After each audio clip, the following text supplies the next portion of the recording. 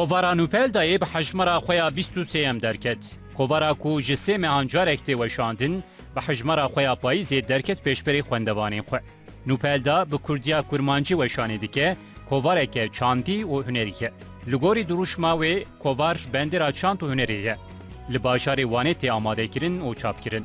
Bi nivîsên wê jî dîrokî çandî û dînî naverokeke wê ya dewlemend heye.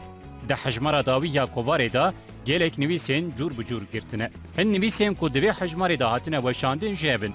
Biratî an edebiyata biratiyê. Emîn Agahtar.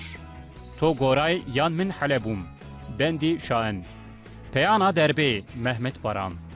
Mehwî dîwana wî û helbesteke wî. Doktor Hemîn Omar Ahmad. Tenûra dadayî Meryem Yare.